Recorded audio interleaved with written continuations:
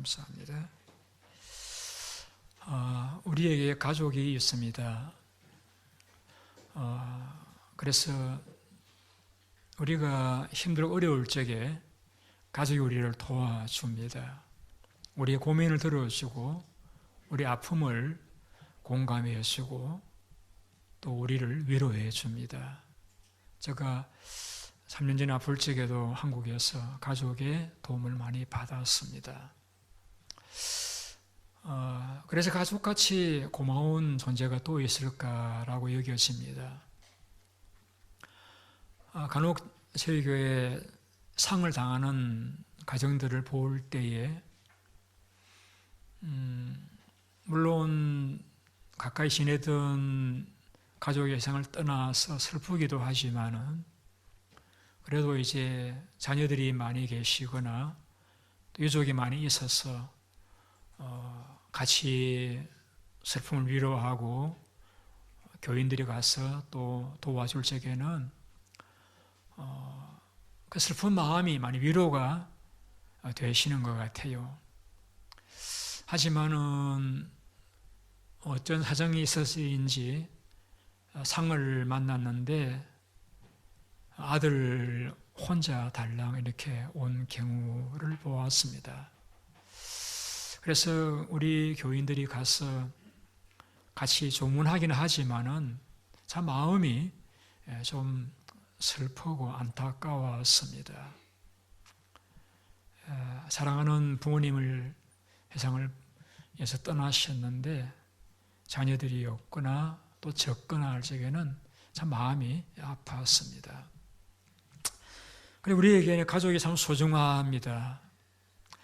예수님께서도 가족을 소중하게 여기셨습니다. 그래서 어릴 적에는 가정에서 부모를 섬겼습니다.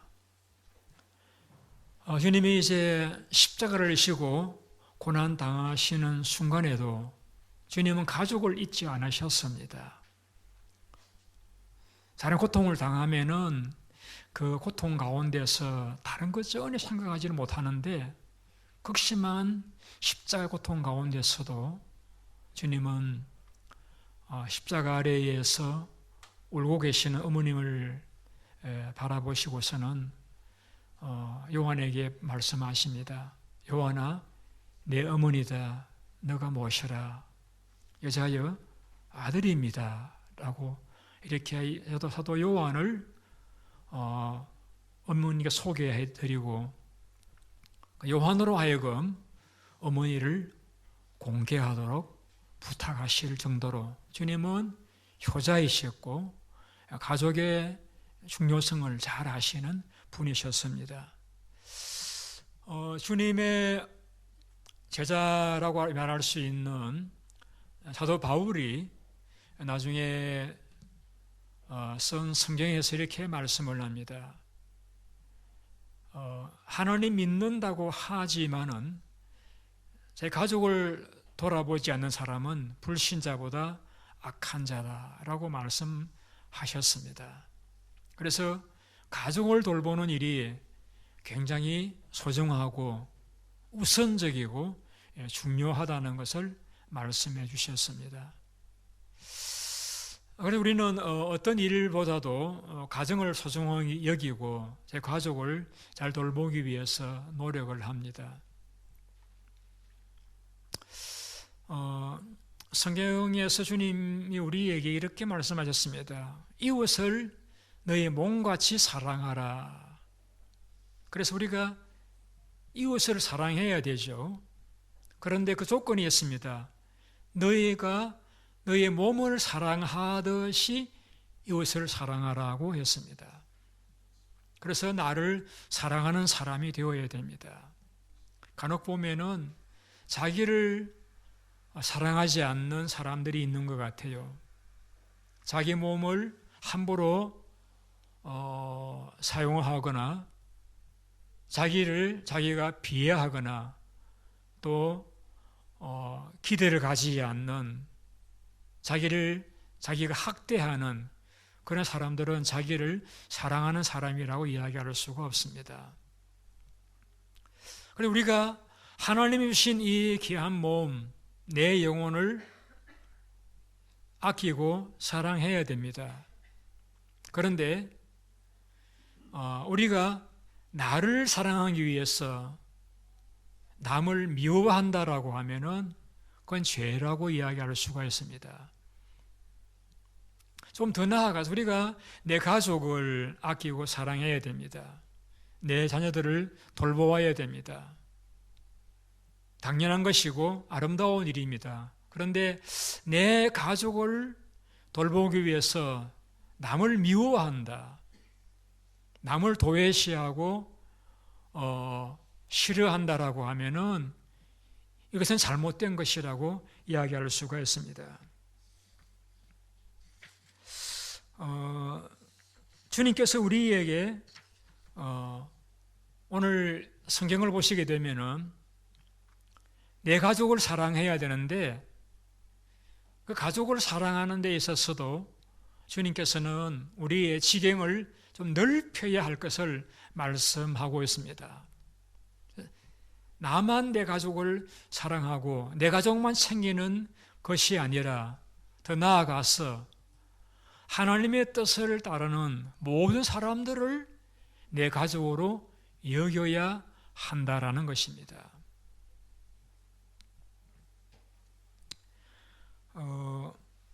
오늘 본문은 예수님께서 사역하고 계시는데 예수님의 어머니와 동생들이 예수님을 찾아왔습니다.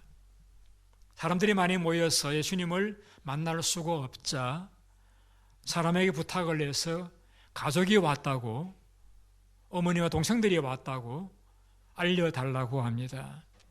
그래서 예수님에게 한 사람이 가서는 예수님 어머니와 동생들이 왔습니다 라고 말씀을 드리자, 그때 예수님께서 둘러보시면서 누가 내 가족이냐, 누가 내 어머님의 모친이냐, 여기 앉는 제자들과 같이 하나님의 뜻을 따르는 자들이 내 가족이며 내 형제요 모친이다 라고 말씀을 하셨습니다.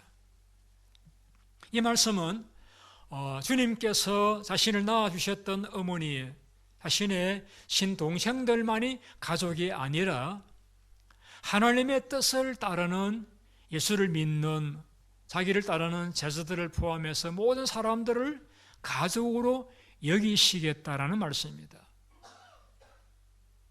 예수님을 따르고 예수님을 모시고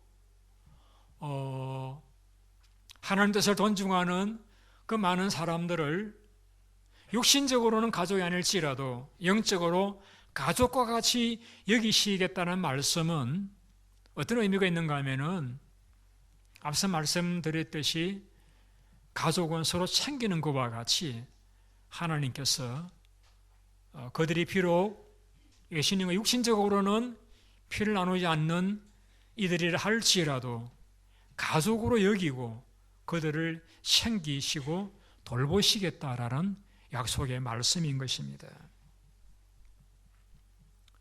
오늘 우리는 이 예배당 안에 앉아 계시는 분들은 제가 확신하건대는 하나님을 아버지로 모신 한 형제요 자매들이라고 믿습니다. 믿으십니까? 그렇다라고 하면은 우리는 한 교인으로서만 여길 것이 아니라 비록 얼굴이 다르고 이름이 다르고 사시는 집이 다를지라도 우리는 한 가족이라고 여기셔야 됩니다. 여러분, 부부가 싸우는 게 정상적입니까? 이상한 겁니까? 정상적이죠. 가족은요, 그것도 있을 수 있는 일이죠. 그런데 우리가 만일 가족이라고 해서 서로 의견이 다르고 이해가 달라서 다툰다라고 해서 남처럼 여긴다라고 하면은 그건 아니잖아요. 제가 이번에 송해에 가서 제가 어떤 일이 있어가지고 한 하루 정도를 회의에 참석을 못한 적이 있었습니다. 그때 어떤 일이 결정되었는가 하면은 브라질에서 선교하시는 분이 오셨었는데 그분이 선교사의 직책을 해임을 당했습니다. 물론 선교의 직책이 해임 당하게 될 만한 일이 있었겠죠. 그러나 저는 참 그 소식을 나중에 들었을 때 참 마음이 아팠습니다. 한 사람이라도 살려야 되는데, 더 일꾼으로 세워야 되는데, 파송을 해야 되는데, 파송한 선교사를 해임을 시켰을까? 사정은 있겠지만은 참 마음이 아팠습니다. 그리고도 그 해임을 시킨 것을 당연시하고 마치 자랑스럽게 이야기하는 것 같은 이야기를 들을 적에 좀 마음속에 화가 나기도 했습니다. 우리가 한 가족이라고 하면은 다툴 수 있어요. 의견이 다를 수가 있습니다. 이해관계가 다를 수도 있어요. 그런데 이러한 때에 항상 개입하는 존재가 있습니다. 마귀입니다. 마귀는 개입해서 우리를 가족으로 여기지 않고 원수로 여기게 만듭니다. 그래서 잘라버리거나 내쳐버리거나 하는 것을 당연하게 여기는 그런 것은 하나님의 뜻이 아니에요, 여러분. 우리가 다르지만은 한 가족이라는 걸 생각한다라고 하면은 우리는 기다려주고 믿어주고 이해하려고 노력하고 무엇이 필요한가 관심을 가져주고 도와줄 때에 우리는 진정한 가족이라고 말씀할 수가 있을 것입니다. 주님께서 주님을 둘러앉는 제자들을 가리키면서 내 모친이고 내 동생들이라고 가족이라고 말씀을 하셨던 것은 거기 앉은 12명의 제자들만을 두고 하신 말씀이 아니라 오고 오는 많은 세대에 하나님을 아버지로 모시고 예수님을 주님으로 모시고 믿는 우리 모든 그리스도인들이 한 가족임을 잊지를 않고 기다려주고 기도해주고 도와주고 섬기고 살펴주는 그런 이 땅 위에서 가족처럼 살아가기를 원하시는 그런 하나님의 뜻이 그 말씀 가운데 있다고 확신합니다.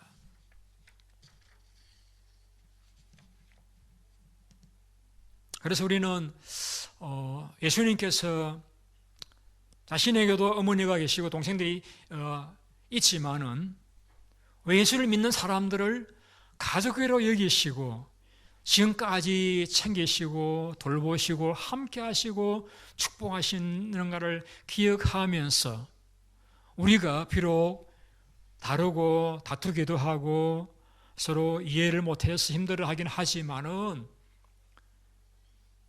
미님 우리가 생각해서 지워버려서 안 되는 것이 있다라고 하면은 이 사람은 나의 가족이다. 우리가 싸워야 할 대상은 사람이 아니라 악한 원수 마귀입니다. 우리의 교인들은 믿음의 수준이 다르고 행동이 다르지만은 내가 친근해주고 이해하고 도와줘야 할 가족이라고 하는 이 예수님의 말씀을 우리가 깊이 새기고 받아들여야 할 것입니다. 그래서 우리는 마귀에게 속아서 가족을 원수와 같이 여기고 외면하고 학대하는 그러한 잘못된 자들처럼 살아가지 않아야 됩니다. 그거는 마귀에게 속는 것입니다. 우리는 가족입니다. 주님께서 그럼 누구나 가족이 될 수 있느냐? 그렇지는 않습니다. 한 3가지 제가 어떤 자가 주님의 가족이라고 이야기할 수 있는가 하는 것을 말씀을 드리려고 합니다. 저는 주님의 보호를 받고 주님의 인정을 받는 주님의 가족이 되시려고 하면은 영적인 체험이 있어야 됩니다. 우리 예수를 믿으시다 보면은 신령한 체험들을 합니다. 어떤 분들은 천사를 보시기도 하고, 어떤 분들은 하나님의 음성을 들으시기도 하고, 어떤 분들은 은사를 받아서 방언을 하기도 합니다. 자, 이러한 체험들은 우리 모든 사람들의 공통적인 체험은 아니에요. 어떤 분들은 하시기도 하고, 어떤 분들은 하지 못하시기도 합니다. 근데 우리가 하나님의 가족이 되려고 하면은 공통적인 체험을 한 가지는 하셔야 됩니다. 그것은 무엇이냐면은 거듭나시는 것입니다. 다시 태어나시는 것입니다. 예수님에게 니고데모라는 사람이 찾아왔습니다. 예수님께서 그에게 이렇게 말씀했습니다. 사람이 다시 태어나지 아니하면은 하나님 나라를 볼 수가 없느니라. 니고데모는 그 당시에 국회의원이라 이야기할 수 있는, 성경도 많이 아는, 오래 하나님 믿은 고위직 사람입니다. 그런데 그가 주님에게 이렇게 여쭙니다. 주님, 사람이 어떻게 다시 태어납니까? 어머니 뱃속에 들어갔다가 나오는 것입니까? 주님께서 그에게 다시 말씀하십니다. 내가 말하노니 성령과 물과 성령으로 거듭나지 아니하면은 하나님 나라를 볼 수가 없느니라. 하나님의 나라를 볼 수 있는 하나님의 영적인 가족이 되려고 하면은 다시 태어나셔야 됩니다. 거듭난 자가 되셔야 됩니다. 성경을 많이 아신다고 해서, 오래 교회를 다니셨다고 해서, 나이가 많으시다고 해서, 지혜가 많으시다고 해서 하나님 가족이 되는 것이 아니라 다시 태어난 거듭난 자가 되셔야 하나님의 가족이 될 수가 있는 것입니다.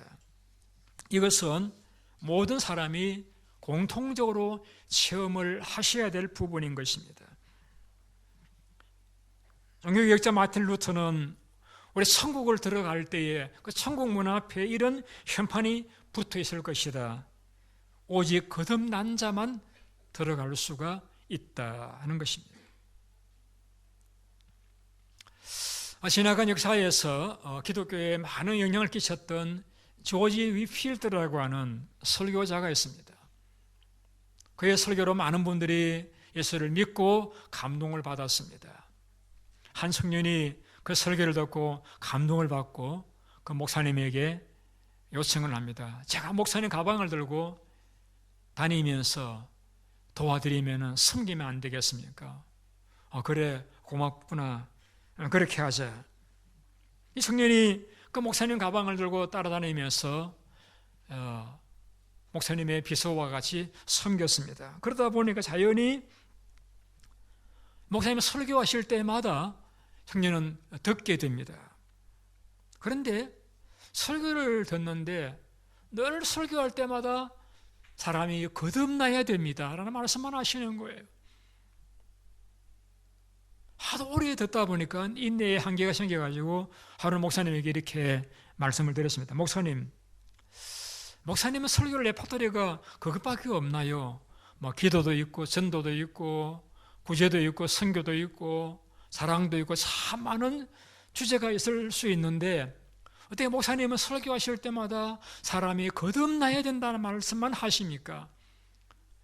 그러니까 그 목사님이 그 청년을 정식으로 바라보면서 이렇게 이야기를 합니다. 청년아, 내가 거듭나야 된다는 설교를 하는 것은 바로 너를 위해서다. 너가 거듭나지 않으면 하나님 나라를 볼 수 없기 때문이다 라고 말씀을 하셨다라고 합니다. 여러분 거듭나셨습니까? 여러분 거듭났다고 말씀하실 수 있으십니까? 거듭난 자만이 하나님 나라를 볼 수가 있고 거듭난 자라야 하나님의 영적인 가족이 될 수가 있는 것입니다. 12명의 제자된 주님이 부르실 적에 응답에 따라 나섰습니다. 나를 따라오너라 내가 너를 쉬게 하려는 말씀을 믿고 따라갔습니다.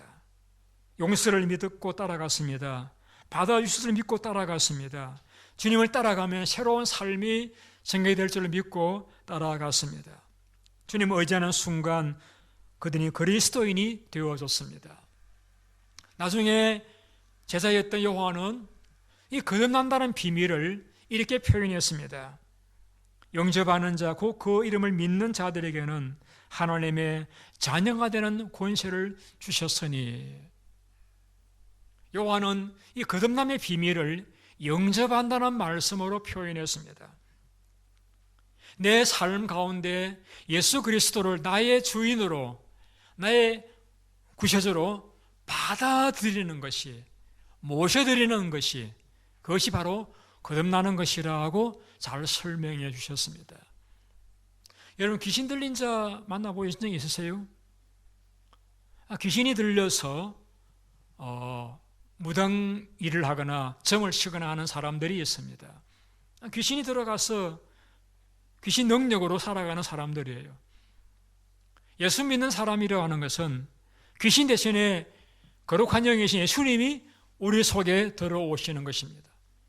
우리의 주인으로 오셔서 우리를 다스리시고 우리의 삶을 지배하시고 가르쳐 주시고 도와주시고 인도하여 주시는 것입니다. 이것이 예수를 믿으시는 것입니다. 이것을 예수님께서는 다시 태어나는 것이라고 표현을 하셨습니다.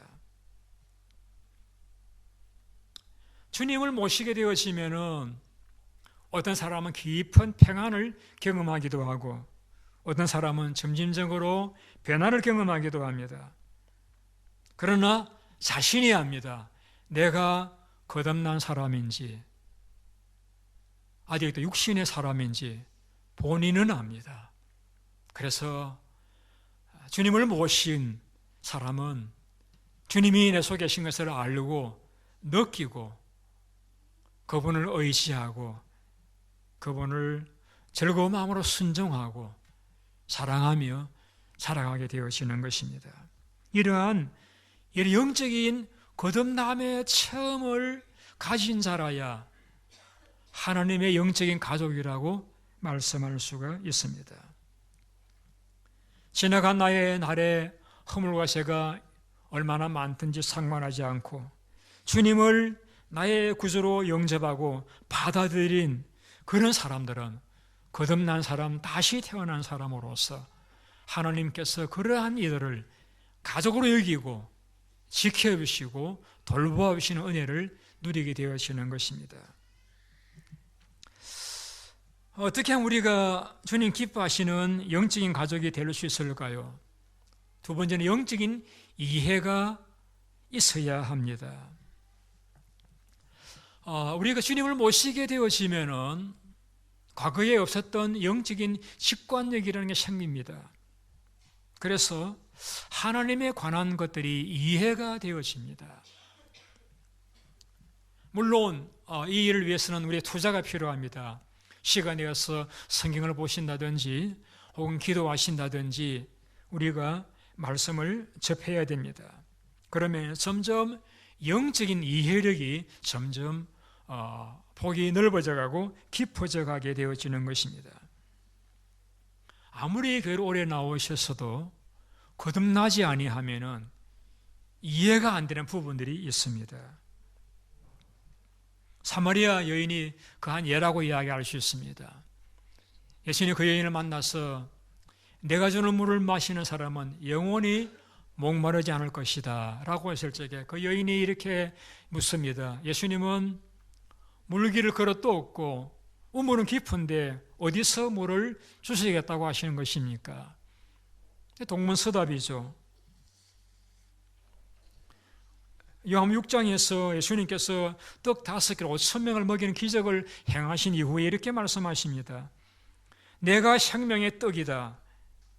나를 먹는 자는 영생할 것이다 라고 했을 적에 많은 사람들이 아니 자기 살을 먹고 자기 피를 마셔야 영생한다고 도대체 어떻게 이런 말을 할 수가 있는가? 그들은 이해를 하지 못했습니다.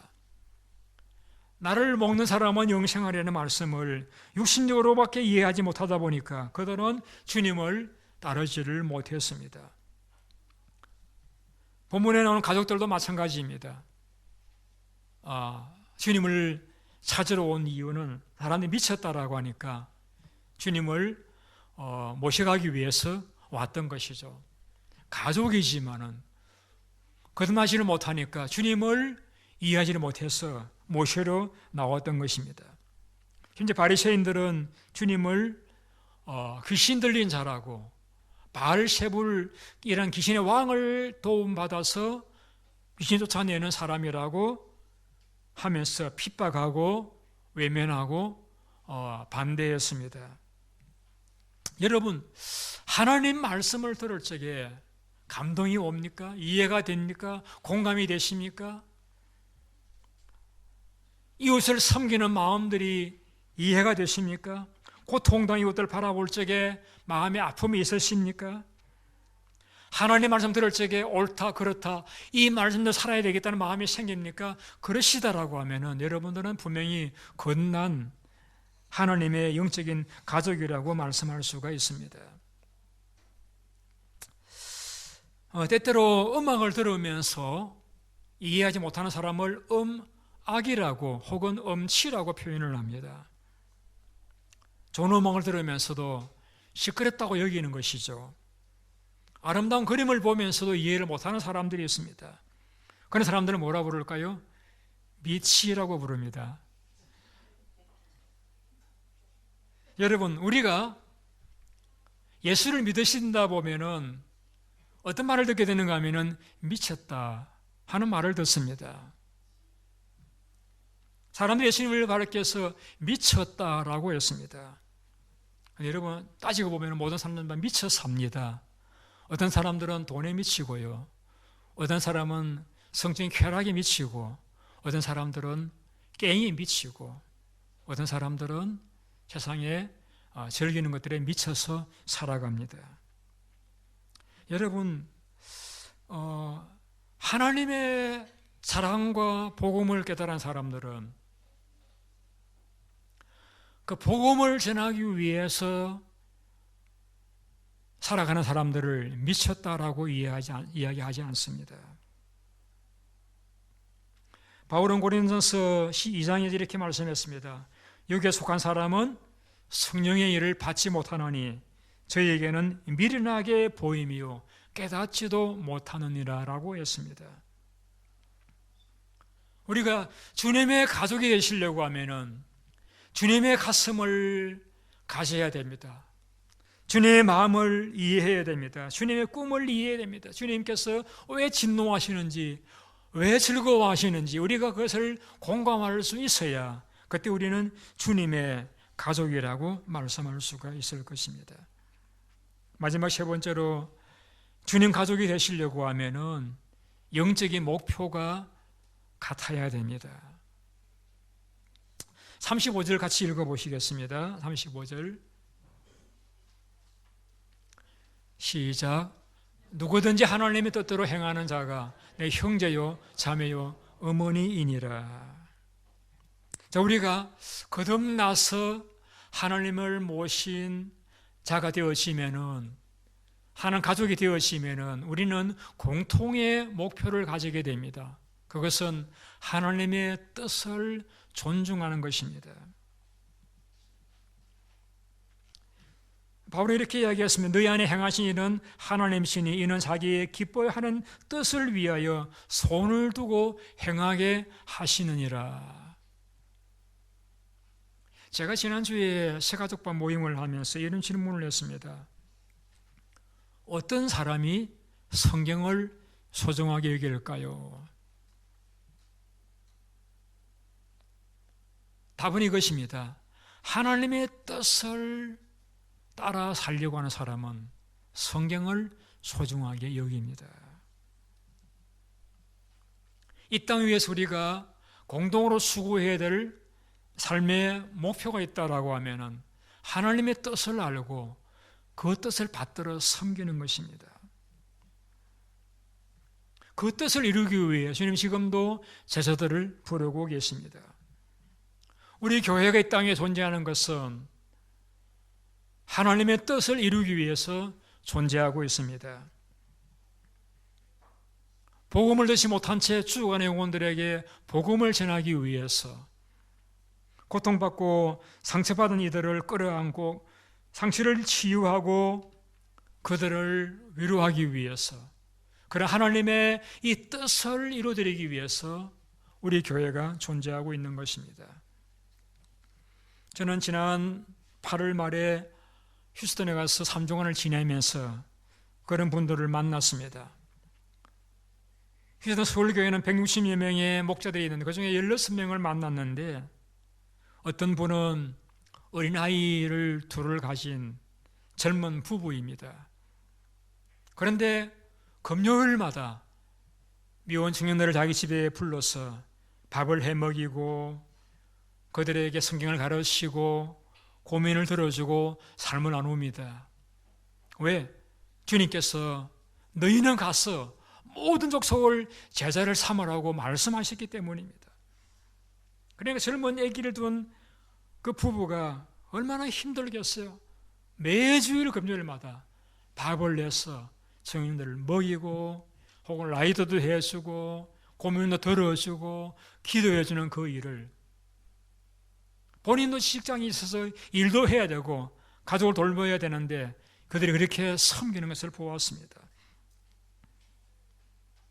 우리가 12월 달에 모시려고 하는 한 목자는 군인 가족을 섬기시는 목자이신데, 그분에서는 그런 이야기를 들었습니다. 물론 오실 때 상세하게 말씀하시긴 하겠습니다만은, 그분의 목장을 시작할 적에 한 가정밖에 없었답니다. 한 가정과 목자 가정 두 가정이죠. 그런데 그 가정에 남편이 미국 분이에요. 그런데 그 부인이 한국 분인데 한국에 일이 있어서 한 6개월인가 한국에 가셨어요. 그래서 그때 이제 어떻게 해야 되느냐, 두 가정이 모였는데 부인이 한국 가버리고 미국 남편만 남았는데 어떻게 될 것인가 고민하다가 그래도 모이자 그래가지고 그 미국 남편 한 분을 모시고 6개월인가 1년인가 금요일마다 밥을 해드리고 대화하고 고민 나누고 이렇게 섬겼답니다. 그러니까 돌아왔던 그 아내가 감동을 받습니다. 너무 고마웠던 거예요. 그래서 열심을 내서 많은 군인 가족들을 섬기는 그런 목장이 되셨다는 이야기도 들었습니다. 원래는 비전교회에서 또는 저는 이런 가정을 보았습니다. 이 목자분은 클리브랜드에서 박사학위를 하고 좋은 직장에 나왔습니다. 근데 그 직장을 사임을 하고 그는 올랜도로 와서 목장을 합니다. 그래서 금요일마다 청년들을 불러 모아가지고 그들을 밥에 먹이고 말씀을 가르치고 고민을 들어주고 기도해드리고 라이드해주고 섬기는 그 일을 위해서 그 직위를 하기도 그만두고 섬기는 거예요. 거기에서 생활할 정도로만 되는 직장을 다니면서 청년들을 섬기는 거예요. 왜? 주님께서 너희는 가서 모든 족속을 제자를 삼아서 세례를 주고 가르쳐 지키게 하고 제자를 삼으라고 말씀하신 말씀을 순종하기 위해서 그런 삶을 살아가고 계셨습니다. 저희 교회도 우리 강문수 지사님, 전민영 지사님 내외가 계십니다마는 이분들은 가나안 농군학교에서 훈련 받으신 분들입니다. 가나안 농군학교는 김용기 장로님이 1954년도에 세웠던 그런 기관이죠. 그 이후에도 가나안 농군학교, 가나안 청소년 교육원, 가나안 복민연구소, 가나안 복민대학 많은 기관들을 세웠습니다. 이러한 기관들을 세우면서 이 장로님이 추구했던 것은 한 가지입니다. 이 농촌의 가난한 사람들을 좀 잘 살게 만들어 보아야 되겠다. 그들에게 성경을 가르치고 그래서 이 땅에서 빈곤을 추방하고 정의로운 사회를 이루기 위해서 노력하셨던 분입니다. 그분이 이런 말을 하신 적도 있습니다. 도울 수 있는 사람이 있으면 무조건 도와라. 서로 그들이 너에게 거짓을 말했다 할지라도 오죽했으면 그렇게까지 했겠느냐라고 여기면서 주저하지 말고 도와주어라. 그래서 그 가족들은 그 덕분에 많은 고생을 했습니다마는 가족들은 그 아버지를 존경해서 또 그 길을 아들 장로님들이 이어가고 있지 않습니까? 우리 민족이 그 고통당하는 일제시대 때 그들을 잘 살도록 하기 위해서, 바르게 살도록 하기 위해서, 하나님 복되게 살도록 하기 위해서 그 섬김의 길을 걸어가셨던 것이죠. 그분이 이런 말을 했습니다. 일하기 싫어하거든 먹지도 말게 하라. 하루 한 끼를 먹거든 꼭 4시간 일을 해라. 긍금질력을 가르치고 섬김을 가르쳤습니다. 이 하나같이 하나님의 뜻을 이루기 위해서 노력하셨던 분들이십니다. 저는 우리 교우님들이 비록 외국이라고 하는 이러한 외딴 곳에 와서 살고는 있지만은 하나님께서 우리를 바라보실 적에 너는 내 가족이야 라고 말씀하실 수 있는 분들이 되셨으면 좋겠습니다. 그래서 우리 힘들어할 적에 오셔서 위로해 주시고 말씀 주시고 도와주시는 그런 가족 말입니다. 또 우리 서로도 가족으로 여기고 아끼고 사랑해 주었으면 좋겠습니다. 그러기 위해서 여러분들은 거듭나셔야 됩니다. 진정으로 주님을 나의 주인으로 여러분이 영접하셔야 됩니다. 그리고 그 하나님 뜻을 알기 위해서 더 말씀을 연구하시고 기도하신 일에 매진하셔야 됩니다. 삶의 직장은 다양하지만 우리의 목표는 한 가지입니다. 이 땅 위에 하나님의 뜻을 이루기 위해서 살아가셔야 됩니다. 그러하실 적에 하나님께서 여러분을 가족으로 여기시고 돌보시며 축복하여 주실 줄로 믿습니다. 우리 기도하겠습니다.